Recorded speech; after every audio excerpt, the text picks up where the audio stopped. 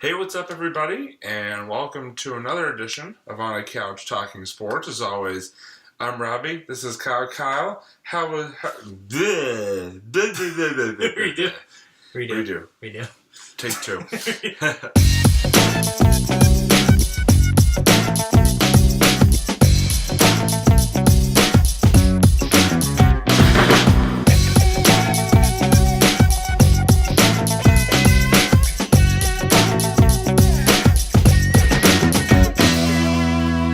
Hey, what's up, everybody, and welcome to another edition of On a Couch Talking Sports. As always, I'm Robbie. This is Kyle. I know it's been a week or two since I've seen you, so happy, first of all, belated Thanksgiving to you. Right. How have you been? Doing pretty well. I'm just living life, living the dream, man. Thanksgiving was pretty awesome. We had a lot of food. Always broccoli casserole, always the star performer of that, epic Thanksgiving concert. So, yeah, how about you? How was your Thanksgiving? It was very good, a lot of fun. Spend time with family and Nice. football and all that stuff. Yep. So Football's always good. Great. It was a good day. Yes. So, and we obviously hope that all of our fans out there had a great Thanksgiving holiday, and we hope that you guys enjoyed the episode that we posted just recently from about a few days before Thanksgiving, where Kyle and I actually went Little to surprise episode.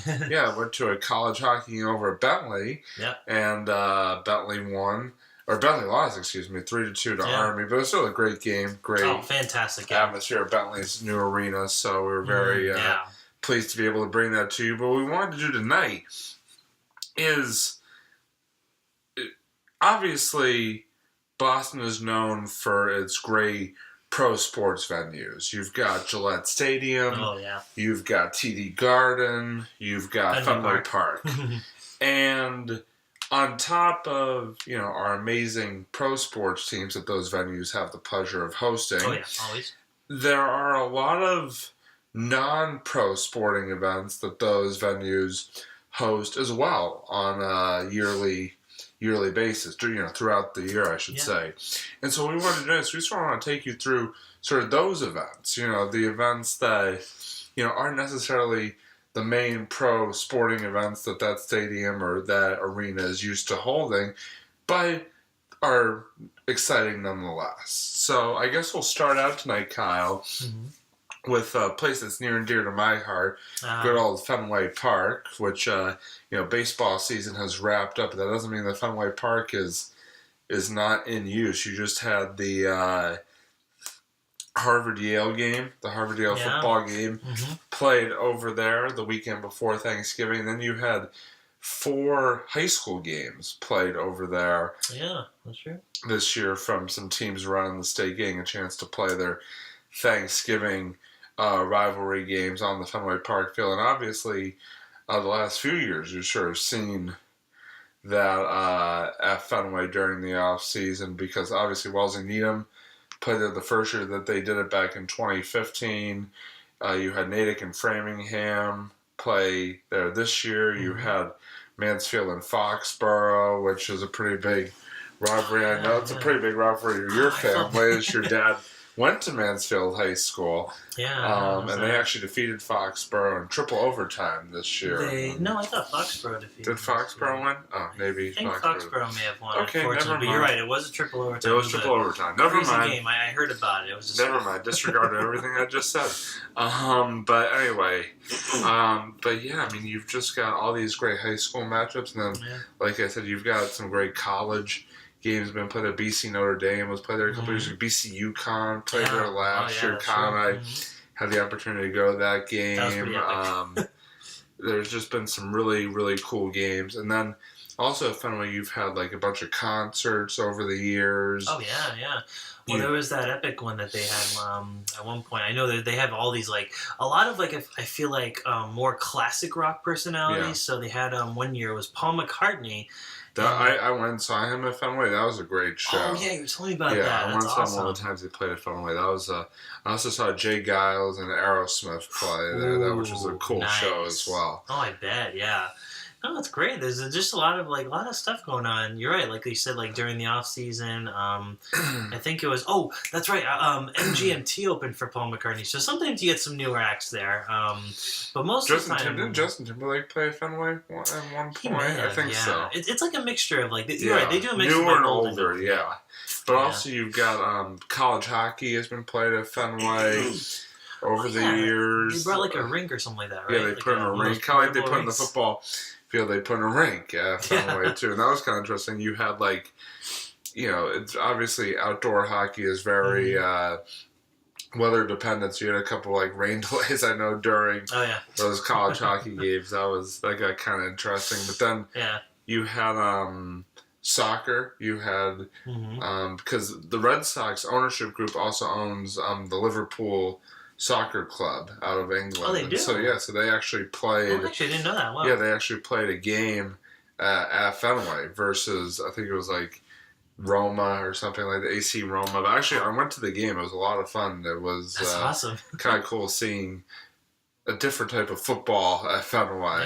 Yeah. Definitely, man. But yeah, like I said, there's been there's been also hurling, which is a big Irish sport. That's been played there in Fenway a few times, which is I've watched it on TV. It's a very interesting sport to watch. Okay, hurling. Really? Look it up. It's it's not what you may think when you think of hurling, but it's actually a really cool sport. Okay. But yeah, so I think that's it for Fenway. For Fenway, concerts. Sometimes there's been some college baseball games, and high school baseball games have been played at Fenway. Yeah, that's true. Sometimes they'll have events. They used to actually have this one really cool event. This was before, I think, it was sort of it was in August. So my one of the companies that I don't know if they still do this or not, but one of the companies in Boston, I forget which one, unfortunately, they used to have these really cool kind of Fenway days where they'd actually where they invite other families that kind of people who were related to people who worked in the companies, they could bring their families to. And just kind of they let people they opened the whole Fenway Park, which is neat. And people could explore the whole area. They could go even in the window seats and everything. And they also actually let people pitch. They let people actually. They had a pitching machine. They let people actually bat literally on Fenway on the park, so on the field. So I thought that was kind of cool. Just kind of a nice little. Nice, and also I know one that I forgot. Is that they have the run to home base at Fenway Park every July, which is a race that starts outside the park and then you finish right next to the Green Monster. So nice. You finish there, but then you can walk down and touch home plate, which I think is really cool. My girlfriend Maddie, who's been on this show, actually ran it with her dad this year, and so I got to go watch it, so that was really cool. That's awesome. They had a really good time. But yeah, I mean, Fenway has hosted a lot, but I kind of let's switch gears now to a stadium that is currently being used for pro sports, and that is the TD Garden.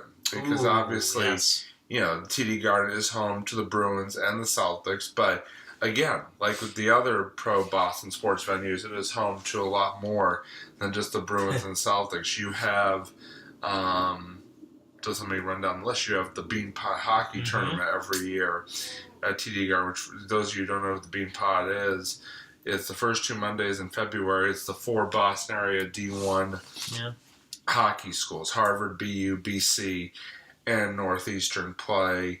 Semifinals are on the first Monday in February, and then the finals are on the second Monday. And Kyle actually had the chance to go to the finals this year between Northeastern and BU. That was awesome. It was a lot of fun. Northeastern won, which was really cool. Yeah.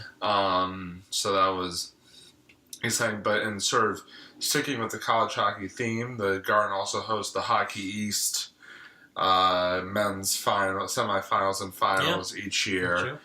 Then there's high school hockey. The state finals are always held at TD Garden. I've had an opportunity to sort of take in some of those games throughout the years because Wellesley's been in a bunch of them. He just won the state championship for girls hockey Nice, dude. this past year, so that was really cool. High school basketball, they usually play the state semifinals at the Garden. And then you've got, like, there's been some college basketball games at the Garden, but there's also been, like, again, we talked about concerts at Fenway. There's also, I mean, the Garden is obviously a main host of concerts as well. A lot of a lot of the big acts that come to town, they'll play at the TD Garden. So yeah, that's actually where I saw Paul McCartney. So I got the chance to see him back in 2005 when he was he did all his like Beatles music and everything. It was so great. Oh my god, like seeing Live and Let Die with like the flames on stage, that was so cool. But yeah, that was my dad went to that concert. He didn't take me. Oh. Still harbor some resentment over that. I'm just kidding. Well, especially when I found out you were at that concert, I was like, really? You could have brought me. You could have brought me. I'm not gonna cry. So anyway, but yeah, a lot of good shows. There's also the circus is usually at the TD Garden. Yeah, the Ringham Barnum and Bailey Circus is usually that's where they go. Okay, TD Garden. I know that. That's news to me. They have some college graduations there too, like Northeastern. Yeah. I know does it there a lot. So there's just a lot of events that there's figure skating. I know a few times it's been hosted there. Okay. Like, so just they tend to pack a lot of things into the TD Garden. That's true. Which is fine. I mean, you got the venue, might as well use it. Yeah, right. I mean, I heard they recently had like big acts. Like one of my friends actually went to. I don't know if you guys know the artist Sia. I think that's her name, Sia. Yeah. Sia. You got it right. She, I think, was it was funny. So that's another funny story too. My friend Max and I, we went to see this band called The Head and the Heart. I remember that same night. We walked out and we saw all these people flooding, like kind of from like TD Garden. And we're like, what's going on? Like we asked like some random people. They're like, oh, it's Sia's here. I'm like, Sia? Who's that? How do you not know Sia? Yeah, kind of. I'm just kidding. I know like one song from her, I guess, but I was like, oh, okay. I guess everyone. All right, whatever. That's funny. So yeah. Yeah, a lot of concerts of TD Garden. Yeah. Big. A lot of good stuff. And then the last one, the last venue that we need to touch on, and also in season at the moment, you're not excused, is Gillette Stadium. Gillette, which isn't really. I mean, it's not in Boston, obviously. You know, it's out in Foxborough, but still, I mean, it's still pretty big in the little town of Foxborough. Yeah, right. But yeah, so and then, I mean, the Gillette obviously hosts the Patriots and the New England Revolution. Yep. The soccer team, right? Yeah. New England, yeah. But it also hosts a lot of, it hosts a lot of concerts, a lot of country concerts. I feel like Taylor Swift always plays there. Yeah. Excuse me, Toby Keith I think has played there once or twice. Oh, probably. Like One Direction has played there. It makes sense because Toby Keith has his he has like a bar that. Toby Keith's Bar and Grill, yeah. By the way, if you're of course he has to play. Ever looking for a place to go to dinner, I mean, you can't go wrong with Patriot Place. I mean, there's so many good restaurants. There are Bar Louie, Toby Keith's, CBS Scene. They even got Five Guys Davio's, there, I think. Yeah. And I mean, any place you go there is going to be a hit. So. Oh yeah, totally. I don't know if they still have Red Robin. They were pretty good too. That was one of my college spots. I think they do. Do they? I think. Oh, I hope so. I hope they didn't close it down. I forgot because I thought they closed it down, but maybe they didn't. I don't know. They also got that really cool. Oh my god! They also got that really cool bowling alley. You remember that bowling alley? Yeah, Splitsville. Yeah. Oh my god. So they have like Splitsville, but it's also combined with a restaurant. Howl at the Moon, I think they call it. Yeah. Which you can see the dueling pianos, which is such a great act. It's like there's so many great things just in that one area. And I think at CBS Scene, depending on where you see, you can actually like see out onto the Gillette Stadium field or something like that, which is you can. Which is really cool. Yeah. But like I said, Gillette has like hosted a ton of cool events over the years. They've hosted non-professional soccer games or like soccer games that are not Revolution, I should say. Yeah. They've hosted some high school soccer games. They host the high school state championship football games every year, which, by the way, are taking place this Saturday. So good luck to all those teams. Lacrosse, they've actually for a few times had the college lacrosse semifinals and finals at Gillette. Let's see what else. There's been trying to think of what. There was hockey at Gillette a couple years ago. The Bruins and the Canadiens played in the Winter Classic. Yeah, from Gillette. Like I said, and college football. UMass has played a bunch of their home games at Gillette over the years. So, like I said, just a lot of stuff happens at all three of these venues. And they even got an ice skating too out on the outside. Yeah. But no, it's like there's just so much stuff that happens at these venues. It's really cool to see that, it doesn't just have to be for one sport or one team. Like, you can use all three of these venues for multi-purposes and fit many different fan bases and things like that into events, just different events. Those venues. Yeah, parking though for all three of them is a bit of a challenge. Yeah, especially Gillette. If you're going to Gillette, be prepared. If you leave right at the end, to be sitting in traffic trying to get out for if it's a game day, a while. It's such a pain. During the off season though, it's not bad. No, it's not bad at all. Especially if you go the movie theater, they have a showcase. Oh yeah, they have a movie theater there too. Yeah, I forgot about that. It's so good over there. I love it. They have the good news is at least they have a huge parking lot for that. But you have a huge parking lot. Sorry, couldn't help myself. Okay. Sorry. I guess I did. No, I have no parking lot at all. Nope. Non-existent. It's like a really tiny driveway. They paved paradise and put up a parking lot. That concludes the singing portion of tonight's episode. Anyway, we're going to get back on track here. But yeah, a lot of good stuff going on at all three of those venues. Yeah. All right, so now we're going to move on to one of our favorite segments of this show, the fantasy football recap for week 13. Week 12. It's already week 12 is coming on. There's only a few weeks left in the regular season and the playoffs. It's getting to be that time. So I'm actually going to let Kyle go first tonight. Okay. So Kyle, why don't you take it away with your recap? Because I just want to get this out of the way as fast as I can because I epically lost in both respects. So this week, I'm going to start off with our team in our league, you mean. The Hard Hitters. Our team, wow. Oh my God, really? Are you kidding me right now? Am I already getting pummeled this week? Oh, come on, really? Kyle's having a moment here, people. Yeah, well, I guess it's a good thing I didn't put in Amari Cooper this time. Okay, yeah, Amari Cooper. Yeah, that's one person I got to talk about, but we'll get to that later. First, you got to go to the right game. Yeah, exactly. Oh, yeah, the right. Obviously, I'm not even on the right page. Okay, there we go. You're not in the right week. You weren't in the right week. Yeah, I wasn't in the right week. I'm just trying to. There we go. So, yeah. So, I faced off against, who was it on the other league? Some guy named Patrick. Oh, yeah, I know Patrick. He's a friend of mine. So shout out Patrick. Pat, as he's known Patrick, in other circles. I will say you defeated me pretty badly this week. I got defeated really handily in our league, too. Oh, well, there you go. I guess we both got our asses handed to us. Yeah. Respect. Yeah, I got 82 and he got 122, so that's a good 40 God damn you, points Christian away, McCaffrey. So, yeah, that happened. So, yeah, apparently, I guess Alex Collins I think he got injured during that game, so he didn't do super well.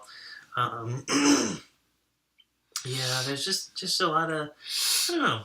Well, it was very kind of iffy, just a lot of low scores. Although I will say Joku, the tight end that me and actually my friend Max have in his team, he actually did okay. He did pretty good. He got 12 points. But everyone else they did okay. Even Carson Wentz, I thought he would have scored, but no, he scored a lot higher than he did. He scored 13 points, which it's pretty low for a quarterback. Yeah.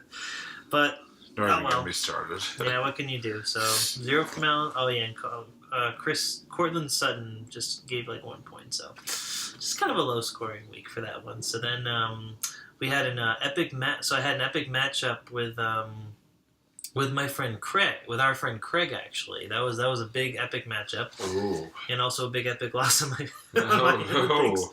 So I actually ended up going away with 120. So actually, and it was kind of nice. You know, they scored pretty okay, but Craig just has a good team. He has a really good team. Literally, I'm not even joking. This guy, what's his name? Christian McCaffrey.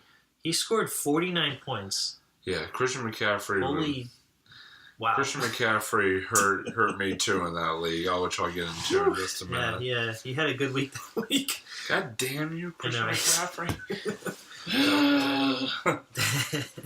No, but everyone actually did pretty well.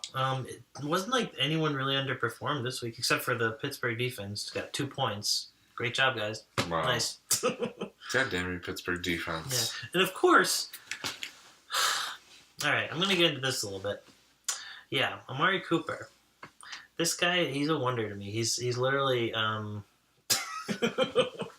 Yeah, I'm not gonna pick him next year. I can see exactly what. So I remember talking about this with with my friend Max, and he was saying that Amari Cooper is not always the best player. It's just he's so inconsistent. He's literally the most inconsistent player I think I've ever seen. Every time I bench him, he does incredibly. He gets like 26 points. Did you bench him this week? Yeah, I did. And it was his best week of the entire season. He got 38 points, and I benched him. You would have won or at least come closer. I would have come a lot closer. Oh my goodness, it would have been like night and day compared to. Thanks, sorry. Amari Cooper. Thanks for being so incredibly. God damn you, Amari Cooper. I just can't. I don't get it. No, just not worth it. All right. So yeah, that was about it. Everyone else actually did pretty good. So it's the only thing was I didn't have Gurley this week because he was out. So goddamn Gurley. That's probably Was he on a bye or was he injured? He was on a bye. So okay. If he's injured, Robbie, then that's it. My season's over. All right, well, I'm sorry that you struggled this week. That's all right, whatever. I didn't really do that well either. I think I went 1-2 in my 3 leagues. Oh yeah. So I'll start with our league. I got absolutely pummeled. 155.32 to 66.24. Okay, I said it. Yeah, it was not a good week for me. I'll start with my positives. Cam Newton had 23.54 points, about over a point above his projection, so that was good. Keenan Allen did well too. Got about 2, a little over 2 points above his projection. Elliott, the kicker for the Eagles, did really well. Got 11 points. And now to the negatives. Beasley, wide receiver for Dallas, 0.5 points. Amendola, 1.3. Freeman, 1.7. Carolina defense, 1 point. Ooh, just dishing out those ones, huh? Yeah. And then my opponent had, who was I talking about? Oh, yeah. McCaffrey, 35.7 points. Awesome. And then his other running back, Chubb, 24.8 points. Ooh. So basically, Chubb's pretty good too. Yeah, basically those two guys single-handedly beat me. Wow. So yeah, I fell in that league. I was very disappointed. I think I'm in 7th place now in that league. You're literally just a game behind me for 7th place. Really? Yeah. Wow. Okay. So now in my other league, in my second league that I'll talk about tonight, I lost as well. This one was a little bit closer. I lost 180.46 to 145.64. Drew Brees did okay. Got 32 points. Was projected to get 48. Okay. Diggs for Minnesota did pretty well. Got 21.4 points. Barkley having another big week with 33.7. Nice. But yeah, I had a couple of guys underperform. Deion Lewis only got 7 points. Thomas of New Orleans only got 6 points. Olsen, tight end for Carolina, only got 2 points. Very disappointing. And then my opponent, his defense really had 31.8 points. Then he had Miller for Houston, who had 27 points. And his quarterback had 41 points. So just like I said, just kind of outperformed me there, unfortunately. Yeah. So I fell in that league. In that league, I'm in 3rd place. So I'm doing okay in that league. Okay. And then for my last team, I did not want to click on that button. Wrong button. Wrong one. I actually won in that league, so I was very happy about that. That's good. 1 for 3. I don't want to say hi with an anime gif. I won 184.1 to 168.2. Ooh, not bad. So it was an exciting game.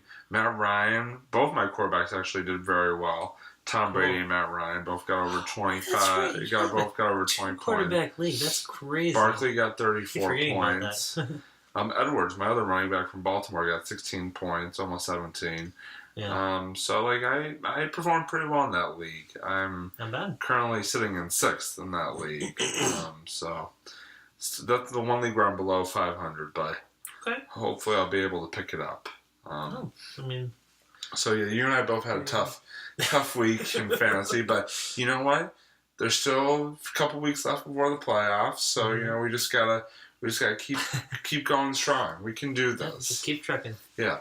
But so what we wanted to finish up with tonight is that Kyle, a sort of a bonus segment for you guys tonight, sort of a special segment. We're gonna call this Kyle Reviews, because Kyle, as many of you know, is a big movie enthusiast, and he had the chance to go see a sports-related movie this time, so he wants to talk a little bit about. So Kyle, the floor is yours, my friend.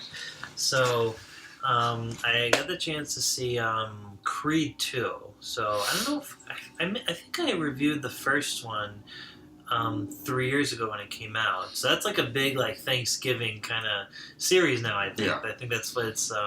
But honestly, Creed 2 is one of my favorite movies. I think that came out probably in the whole year. I think it was a really, really well made movie. Now, for those of you who don't know the Creed series, the first one, it was about. So it's literally like a continuation of the Rocky series. So basically, Rocky's a lot older in these movies, and he's kind of mentoring his former opponent, Apollo Creed's son. And for just a quick little spoiler, I'm not gonna. If you haven't seen the Rocky series, go see the Rocky series now. Then come back, to finish this review. But in Rocky 4.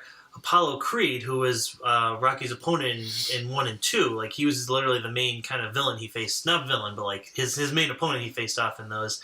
They became friends throughout the series, and he actually got killed off in the 4th one by the Russian guy, Ivan Drago.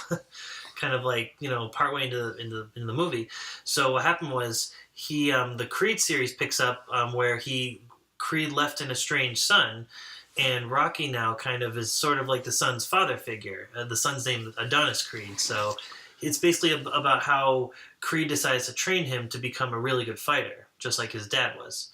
So it's kind of a cool series in that way. I think it really breathes a lot of new life into the Rocky franchise.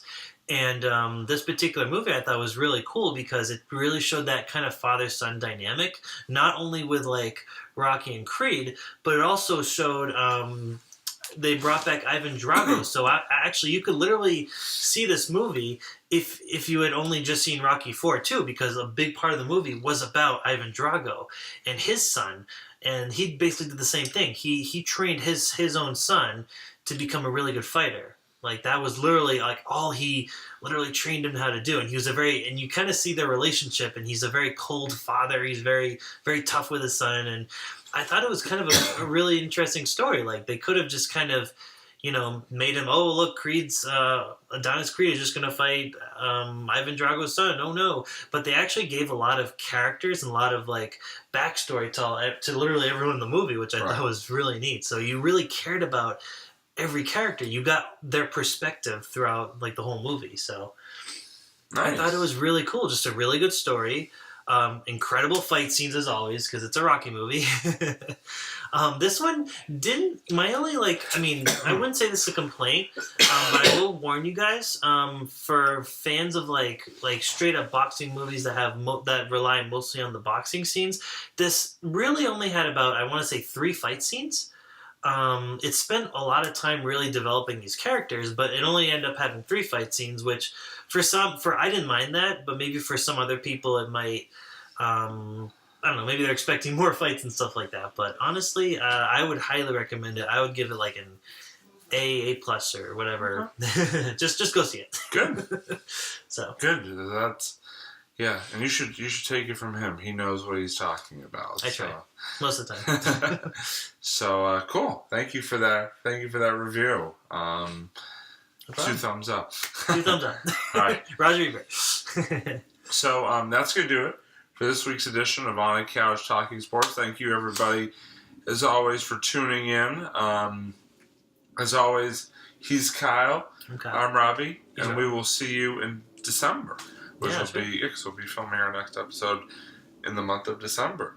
There you go. So until then, like I said, thanks for watching, everybody, and we'll see you next time.